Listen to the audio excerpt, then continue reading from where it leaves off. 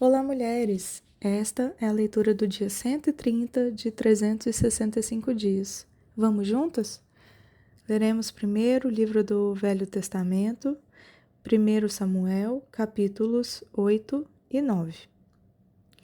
Quando Samuel ficou velho, constituiu os seus filhos por juízes sobre Israel.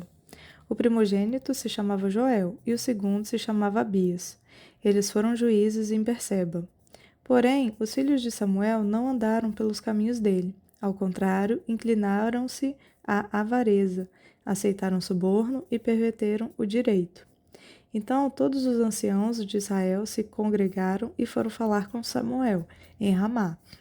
Eles disseram: Veja, você está ficando velho e os seus filhos não andam pelos seus caminhos. Por isso, queremos agora que você nos constitua um rei, para que nos governe como acontece em todas as nações. Mas Samuel não gostou dessa palavra, quando disseram: Dê-nos um rei, para que nos governe.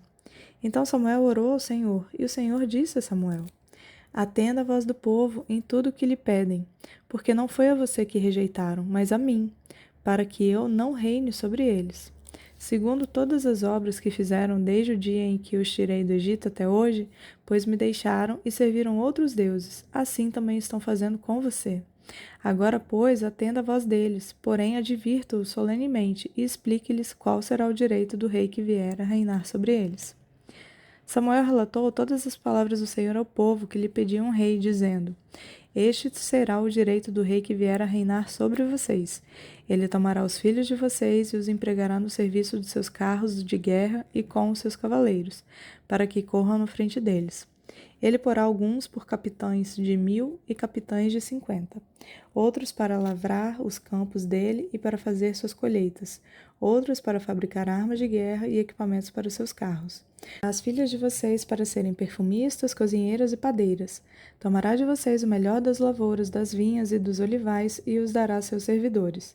Ficará com 1/10 dos cereais e das uvas que vocês colherem, para dar aos seus oficiais e aos seus servidores. Também tomará os servos e as servas de vocês, os melhores jovens e os jumentos de vocês, e os empregará no seu trabalho. Ficará com 1/10 dos rebanhos de vocês, e vocês serão seus servos. Então naquele dia vocês clamarão por causa do rei que escolheram, mas o Senhor não os ouvirá naquele dia.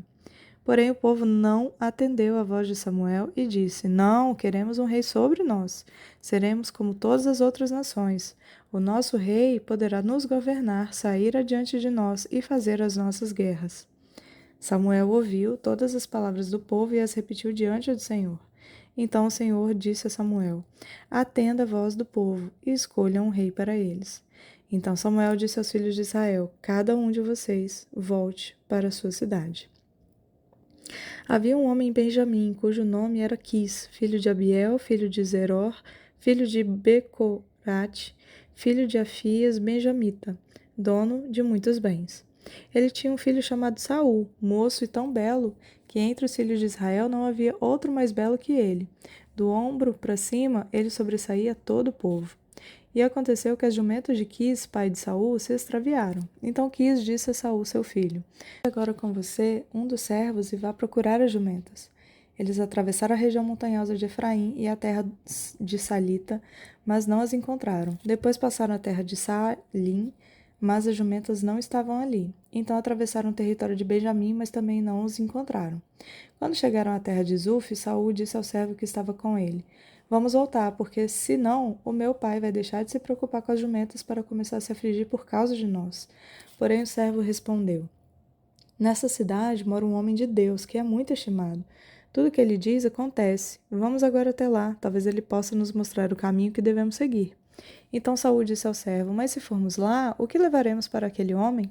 Porque o pão que tínhamos em nossas sacolas acabou, e não temos nenhum presente para levar ao homem de Deus. Ou será que temos? O servo respondeu a Saul: Tenho ainda em mãos 3 gramas de prata, que darei ao homem de Deus, para que nos mostre o caminho. Antigamente em Israel, quando alguém ia consultar a Deus, dizia: Vamos falar com o vidente, porque antigamente o profeta de hoje se chamava vidente. Então Saul disse ao servo: Você tem razão, vamos lá. e foram à cidade onde morava o homem de Deus. Quando subiam pela encosta da cidade, encontraram umas moças que saíam a tirar água e lhe perguntaram: O vidente está aqui? Elas responderam: Está. Eis que ali vai ele, à sua frente. Vão depressa. Hoje ele veio à cidade porque o povo vai oferecer um sacrifício no lugar alto. Ao entrarem na cidade, vocês o encontrarão antes que ele suba ao lugar alto para comer, porque o povo não comerá enquanto ele não chegar. Porque ele tem de abençoar o sacrifício, e só depois os convidados irão comer. Vão agora, porque hoje vocês o acharão. Então eles foram até a cidade. Quando estavam entrando, eis que Samuel saiu ao encontro deles para subir ao lugar alto. Ora, um dia antes de Saul chegar, o Senhor tinha revelado isso a Samuel, dizendo: Amanhã, a estas horas, enviarei a você um homem da terra de Benjamim, o qual você ungirá por príncipe sobre o meu povo de Israel. E ele livrará o meu povo das mãos dos filisteus, porque olhei para o meu povo, pois o seu clamor chegou a mim. Quando Samuel viu Saul, o Senhor lhe disse: Eis o homem de quem lhe falei. Este dominará sobre o meu povo. Saul se aproximou de Samuel no meio do portão e disse: Peço que, por favor, me mostre onde é a casa do vidente. Samuel respondeu a Saul: Eu sou o vidente. Suba diante de mim ao lugar alto. Hoje vocês comerão comigo. Pela manhã eu o deixarei ir e lhe contarei tudo o que está no seu coração. Quanto às jumentas que se perderam há 3 dias, não se preocupe com elas, porque já foram encontradas. E para quem está reservado tudo o que é precioso em Israel? Será que não é para você e para toda a casa de seu pai? Então Saul respondeu: Por acaso não sou eu um benjamita da menor tribo de Israel? E não é a minha família a menor de todas as famílias da tribo de Benjamim? Por que então você me fala com tais palavras? Samuel levou Saul e o servo dele à sala de jantar e lhes deu lugar de honra entre os convidados, que eram cerca de 30 pessoas. Então Samuel disse ao cozinheiro: Traga aquela porção que eu lhe entreguei, aquela que eu lhe pedi para deixar reservada. O cozinheiro pegou a coxa em que havia nela e pôs diante de Saul. Então Samuel disse: Aqui está o que foi reservado. Pegue e coma, pois foi guardado para você para esta ocasião, quando eu disse: Convidei o povo. Assim Saul comeu com Samuel naquele dia. Depois que desceram do lugar alto para a cidade, Samuel falou com Saul no terraço. Levantaram-se de madrugada, quase ao raiar do dia, e Samuel chamou Saul para o terraço, dizendo: Levante-se, e eu irei com você para lhe indicar o caminho. Saul levantou-se e saíram ambos, e ele e Samuel. Quando estavam chegando à extremidade da cidade, Samuel disse a Saul: Diga ao servo que passe à frente de nós. E você, quando ele tiver ido embora, espere um pouco para que eu possa transmitir a você a palavra de Deus. Leremos agora o livro do Novo Testamento, João, capítulo 6, versículo 22 ao 42. No dia seguinte, a multidão que tinha ficado do outro lado do mar notou que ali havia apenas um pequeno barco e que Jesus não tinha entrado nele com seus discípulos, tendo estes partido sozinhos. Entretanto, outros barquinhos de Tiberíades se aproximaram do lugar onde a multidão havia comido pão depois que o Senhor deu graças. Quando aquela multidão viu que Jesus não estava ali nem os seus discípulos, entraram nos barcos e partiram para Cafarnaum à procura de Jesus. E tendo-o encontrado do outro lado do mar, lhe perguntaram: Mestre, como o Senhor chegou aqui? Jesus respondeu: em verdade lhes digo que vocês estão me procurando não porque viram sinais, mas porque comeram os pães e ficaram satisfeitos. Trabalhem, não pela comida que se estraga, mas pela que permanece para a vida eterna, a qual o Filho do Homem dará a vocês, porque Deus, o Pai, o confirmou com o seu selo. Então lhe perguntaram: Que faremos para realizar as obras de Deus? Jesus respondeu: A obra de Deus é esta, que vocês creiam naquele que ele enviou. Então eles disseram: Que sinal o Senhor fará para que vejamos e creiamos no Senhor? O que o Senhor pode fazer? Nossos pais comeram maná no deserto. Como está escrito: Deu-lhes a comer pão do céu.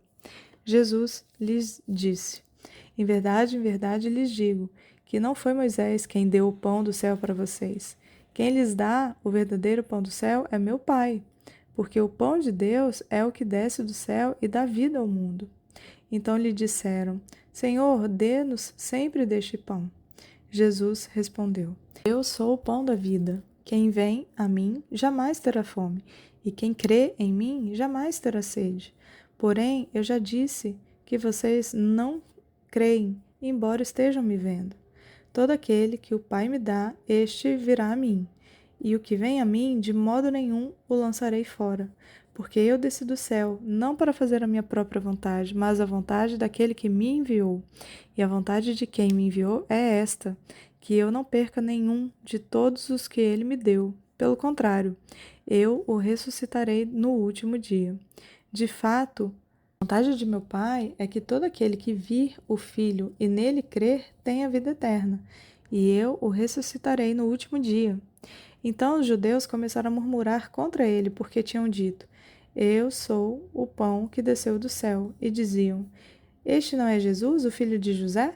Por acaso não conhecemos o pai e a mãe dele? Como é que ele agora diz: Desci do céu?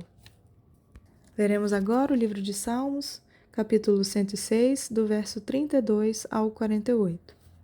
Depois provocaram Deus nas águas de Meribá, e por causa deles aconteceu uma desgraça com Moisés, pois foram rebeldes ao Espírito de Deus e Moisés falou sem refletir. Não exterminaram os povos como o Senhor lhes havia ordenado. Em vez disso, se mesclaram com as nações e aprenderam de seus costumes. Adoraram seus ídolos, os quais se tornaram armadilha para eles. Sacrificaram seus filhos e suas filhas aos demônios.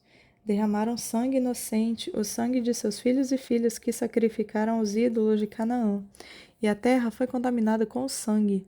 Assim se contaminaram com as suas obras e se prostituíram nos seus feitos.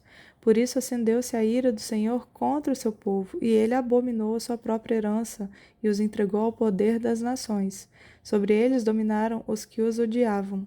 Também os oprimiram os seus inimigos, sob cujo poder foram subjugados.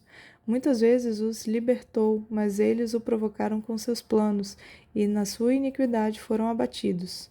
Mas Deus olhou para eles quando estavam angustiados e lhes ouviu o clamor. Lembrou-se a favor deles de sua aliança e se compadeceu, segundo a multidão de suas misericórdias.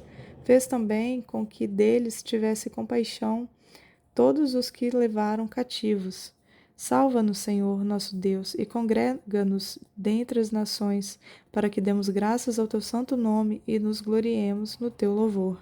Bendito seja o Senhor, Deus de Israel, de eternidade a eternidade. E todo o povo diga amém. Aleluia. Leremos agora o livro de Provérbios, capítulo 14, verso 34 e 35.